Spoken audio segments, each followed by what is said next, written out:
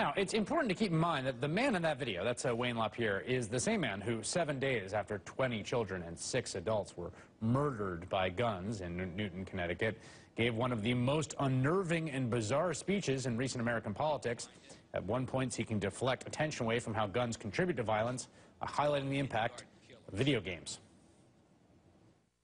Here's another dirty little truth that the media try their best to conceal. There exists in this country, sadly, a callous, corrupt, and corrupting shadow industry that sells and stows violence against its own people through vicious, violent video games with names like bullets. Now, if the President of the United States does decide to debate Wayne LaPierre, I want to say right now, I would be more than happy to host it right here this hour on MSNBC. But should Obama debate Wayne LaPierre, that's a different thing entirely. Joining me now, David Corn, MSNBC political analyst, Washington, D.C. editor of Mother Jones. What do you think, David? Well, I think it's good of you to make that offer, Chris, because I don't know anyone else who might. Yeah, I can't imagine anyone would want to broadcast that. No. It's a little farcical. It kind of like makes me think of President Assad in Syria saying, "I'll debate the President of the United States if he's brave enough to debate me." And I can't wait for all the conservatives out there on Twitter to say I compared Wayne LaPierre to a dictator. But then again, I think I can take that.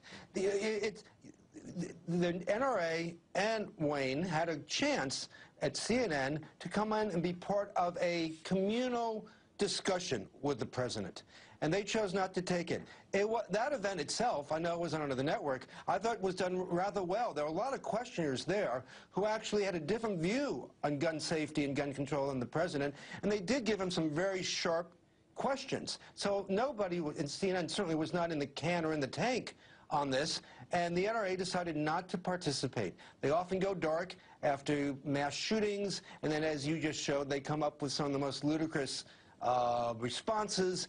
They have done everything they can to handcuff the ATF, the Bureau of Alcohol, Tobacco, and Firearms, and then they complain that the federal government doesn't enforce gun laws.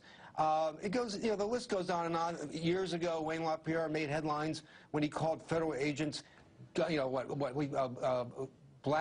was the phrase? Jackbooted thugs. Jackbooted thugs. That led to President George H.W. Bush sending his resignation letter to the NRA. This was a moment during the sort of, a lot of the kind of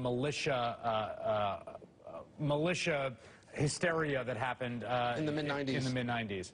Yeah, so I think the president, is right to kind of giggle at this phony invitation. The NRA can act like any other interest group in this country and participate in the appropriate forums, and to demand that they will only do so if the president debates Wayne LaPierre, is a little ridiculous. So you've just given the argument, which I think is generally a persuasive one, about why the President of the United States would not essentially stoop to the level of the NRA to, respond to this somewhat preposterous video, which, let me just say, as someone who sort of is looking into a camera right now, there's nothing less tough than looking into a camera and reading something, particularly when it's not live. So this idea that, like, you are showing how tough you are by reading into a camera, like, give me a break. That said, I actually think that would be amazing, frankly, Wayne LaPierre for President Obama. And I think the gun debate in this country has become so impacted and intractable and so in need of some kind of disruption that I think they should do it.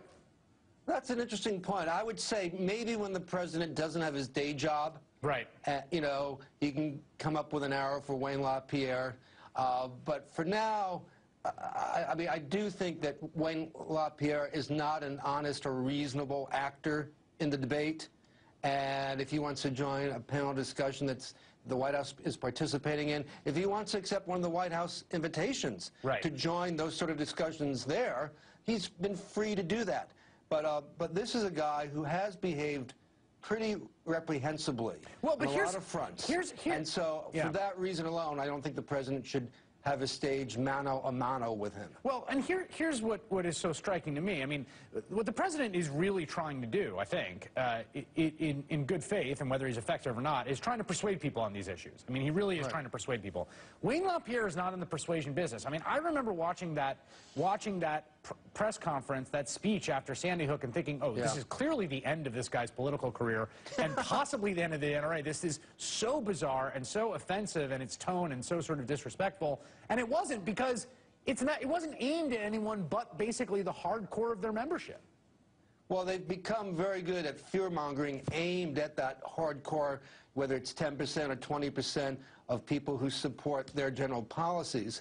And then again, and remember, the line for the last 7 years has been, and you've reported on this a lot, Chris, that from the NRA is that the president is coming to take your guns. Right.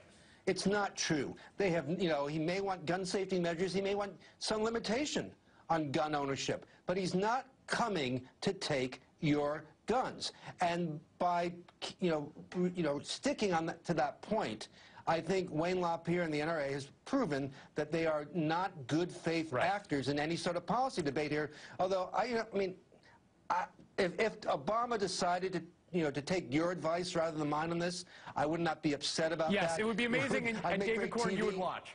And I would certainly watch, particularly if you were hosting.